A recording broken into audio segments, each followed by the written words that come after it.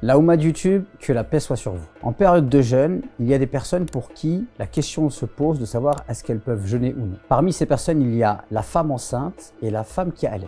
Et je vous propose d'aborder ce sujet dans cette vidéo, restez avec moi.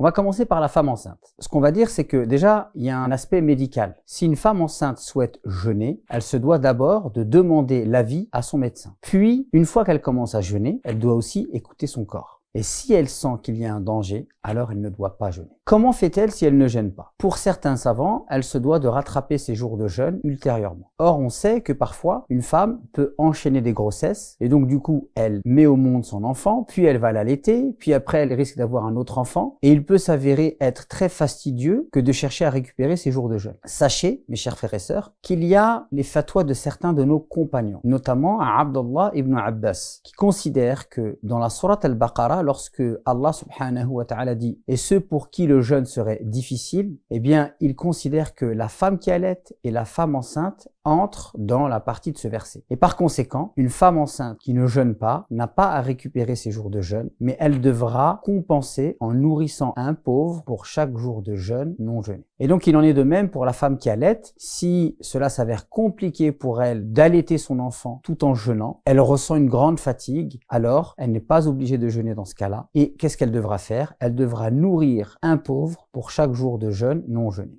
Alors, comment nourrir un pauvre pour chaque jour de jeûne non jeûné? Il n'est pas question ici de donner une somme d'argent spécifiée comme la zakat ou le fitr par exemple, mais il est question de nourrir un pauvre. Donc vous pouvez par exemple aller voir une association qui fait des maraudes, leur demander combien coûte le prix d'un repas et multiplier ce prix par le nombre de jours que vous devez récupérer. Vous pouvez par exemple, si vous avez autour de vous des pauvres, leur faire des courses et évaluer le nombre de courses qu'il faut pour faire 30 repas par exemple et aller leur déposer. Vous pouvez aussi cuisiner un plat et aller le déposer à des pauvres et si par exemple il y a 5 pauvres qui mangent de ce plat, vous considérez que vous avez récupéré 5 jours. Mais ne cherchez pas à donner de l'argent à des associations très souvent qui ne vont même pas l'utiliser pour nourrir des pauvres.